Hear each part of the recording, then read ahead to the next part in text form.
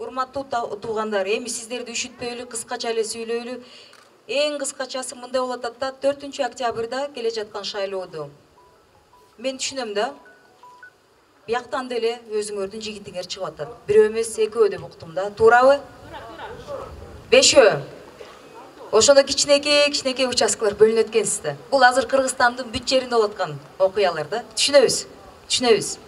Мен деле сокулуктан шайланып, биз жакта 25 кандидат чыгып атат. Биз аяктан да ыдырап, бөлүшүп, бир айылда күйөөсү бирөөгө, аялы бирөөгө, балдары үчүнчүсүнө салып, ошондой ызылдап жүрүшөбүз да. Бирок кеп эмнеде болуп атат? Кеп деген мындай болуп атат да.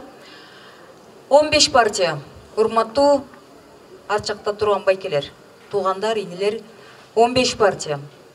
15 партиянын ичиндеги тизмеде баардыгы бизге окшоп келишет, биз акпыз деп. Баардыгы келип мактанышат. Биз эң тазабыз деп. Бирок чындыкты сиздер гана билесиздер. 30 жылда далай астыңыздарга келген, далайын билесиздер, көрөсүздөр, анан далайын 6 созуктан бери тууганчылык, жердешчилик деп биздин айылдаш, анан кудабыз болот, анан классташыбыз болот, анан мүмкүн жумуш берип калат деп, ошентип мүмкүн балдарым Бишкекке барып калса иштеп калабы деп ошондой үмүт менен силер да шайлайсыздар. Бирок ошентип 6 созуктан бери шайлап келе жатабыз. Эмне өзгөрдү? Пандемияда, онлайнда 6 созуктан бери мамлекетти кыйратам деген канча депутаттарды көрдүңөр? Канчоосу нарындан келди? Эми тийишпей эле коеюн да. Канчоосу парламентте отурду?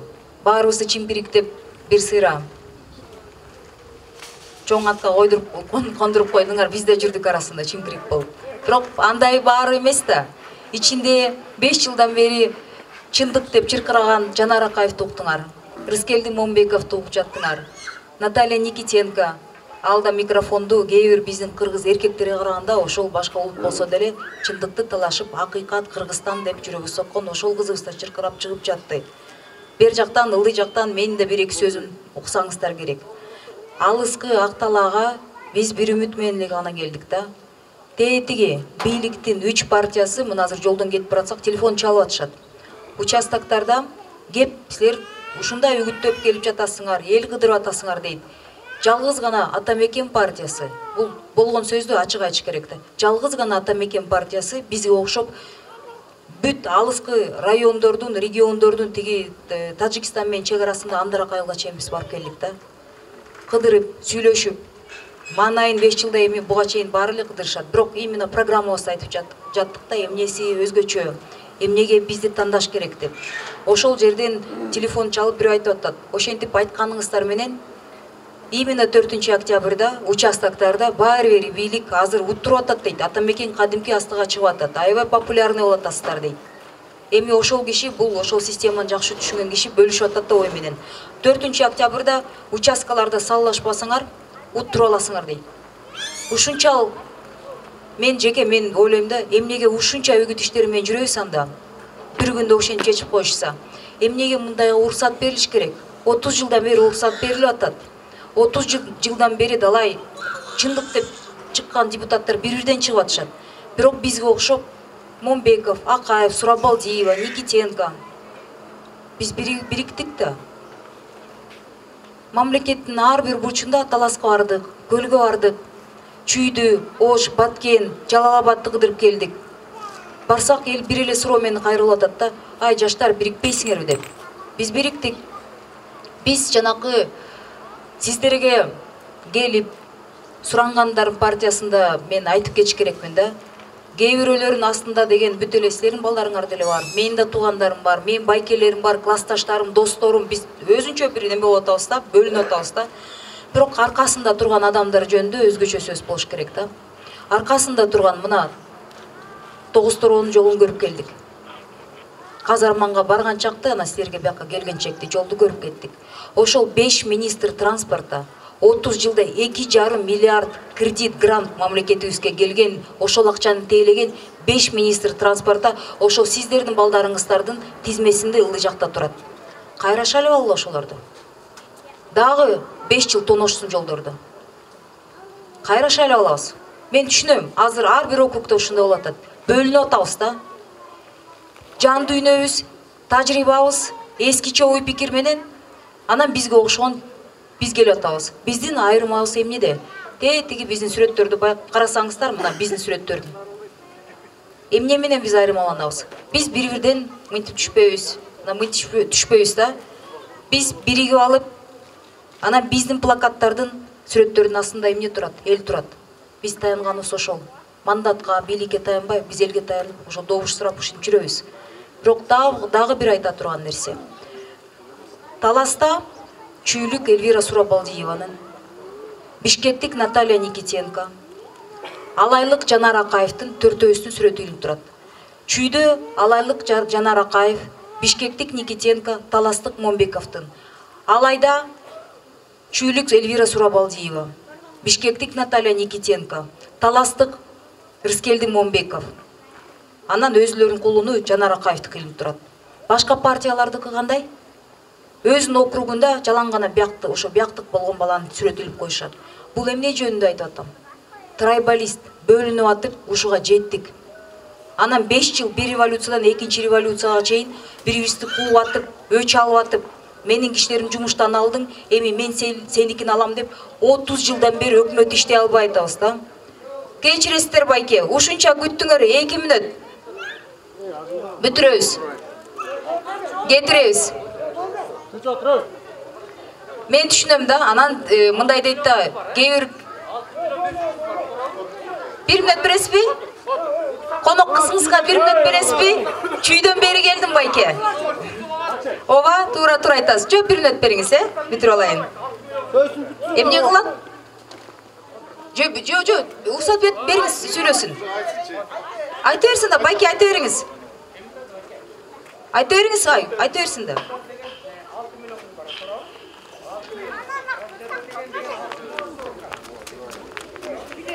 Сүйлөй берели? Все. Ошондой болуп атат да. Бөлүнүп атып, ажырап атып, тытышып атып, бири-бирин ар бир революция аркасынан кууп атып, эмнеге келдик? Өкмөт өнүкпөйт, 30-чу премьер-министрди алмашып атабыз. Акыркы премьер-министр деле мына ызы-чуу менен кетип атат. Пандемия учурунда 600 миллион доллар пандемия кесепеттери менен күрөшүүгө алдык. Кана ал акча? Үйдө бир телефонду 4 балаңар менен кучактап алып сабак окудуңар. Жыргадыңарбы? Биз тажадык. Биякта отуруп алып, вообще тажап бүттүңөр болуш керек. Ошонун баарын көрүп жатып, бир эле жакшы нерсе экен пандемиядан. Биз мугалим мен доктурлардын баркын түшүндүк окшойт. Сыйлап калдык да. Мындан тышкары айта турган сөздөр эң негизгиси. Баары эле парламентти сындайт, эми кээ бир адамдарды сыйлайт. Бирок деген шайлоого келгенде 2000 сом болуп, анан формада болуп ыдырып атабыз да. Анан урматтуу жигиттер, мындай экен да, азыр деген партиялардын аркасында офистерде ким чуркайт? Мурда аксакалдар чуркаса. Эми өзүңөрдүн тууганыңарды өзүңөр токтотпосоңор, сырттан келген биз унчуп албайт экенбиз да. Мындай болуп атат да. Ай байке, сизде атайын акча берип, Эльвиранын сөзүн бөлдөп жибердиби, я? Эльвира да парламентте сизден да кыйын байкелер оозун жаба албай жүрүшөт. 30 жылдан бери томогондор. Анан бияка келип провокаторлор токтотот деп атасыздарбы? Урматтуу туугандар, ак талаага мен биринчи келип атам. Сөзүмдү угуп алгылачы, Ушул бир 30-35 жыл мурда атам менен келиптирмин да. Анда маркум Жыргалбек Сурабалдиев атам менен ушакта бир досу бар болчу, Мукан байке деген. Ошого алып келип, ушу бир жерге алыска алып барып ошактан сыйланып кеттим эле. Бирок андан 35 жыл өттүр. Бир нерсеси эсимде, начар жол. Кайра кетип баратып ошол жолду көрдүм да. Эмнеге мындай болуп атат, эмнеге өзгөрбөйт атат? Тилектин күйгөнү ошондо болуп атат да. Бул жигит 29-та. Пандемия учурунда мен пандемияны өзгөчө айтып кетиш керек да. Мамлекет силерди, мамлекет 6,5 миллион жарандарыбызды таштап кеткенде, ушул жигитке окшогон, дагы биздин катарыбызда Элдара Бакировго окшогон биздин жаштар кислородный станцияны 14 000 кишиге өмүрүн узартып, биз ойлойбуз сактап калышты. Ушундай апарык жаш көрүнгөн мен эки баланын атасы ушундай жигит. Өзүнүн атасын жоготсо деле ашын берелек. Бирок чуркап ушул мен элге жардам берейин, мына мен туугандарымды жоготтум деп ушундай күйгөн жигиттер, ушул биздин тизмеде ушундай адамдар, биздин тизмеде жолдорду тоногон, саламаттык сактоо системасын тоногон, билим берүү системасын тоногон, бажы кызматындагы Матраимовдорго окшогондор биздин тизмеде жок. Алардын акчасы менен биз каржыланып келген жокпуз. Силердин балдарыңар ошол тизмеде болсун, бизде андайлар жок.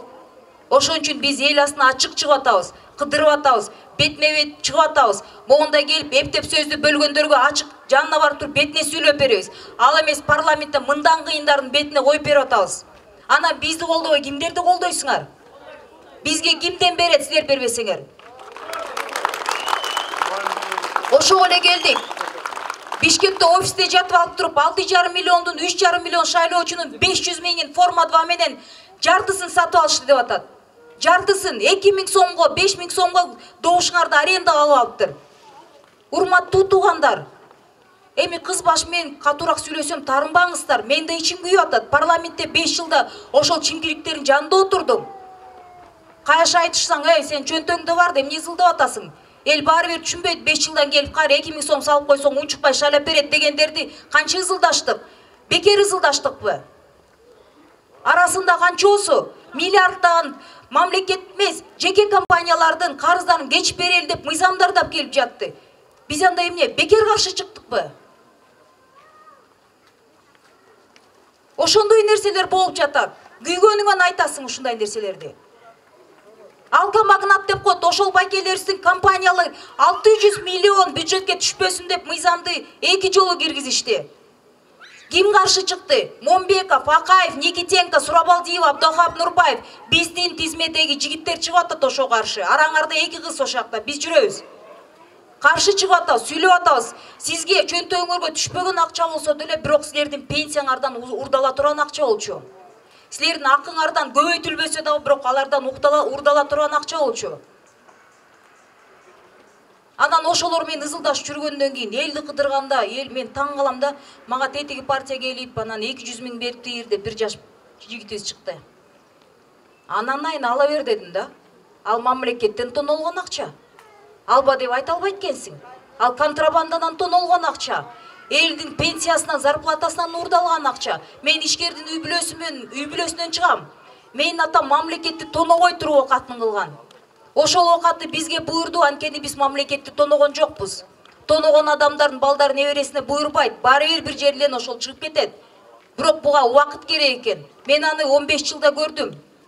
Бир эле айта турган, ойгото турган нерсе. Урматтуу нарындык, акталаалык туугандар, нарында тоогулады деп баягы мен ат башыда барып айттым. Ошол нерсени түшүнбөгөн адам кутуруп кайра шайлоодон мындай тигинде ойнойбуз деп атат да. Бул чоң белги, өзгөрүүлөр келе турган деген сөз. Биз же ары жылабыз, же дагы 5 жыл тонолобуз деген сөз. Түшүнбөгөн уктай берет. Мен билем, нарындык туугандарыбыз аябай спокойный адамдар да. Аябай спокойный. Бирок бир ачуусу келгенде Бишкекке чейин тиги менин сокулуман быстрее жетип алышат да.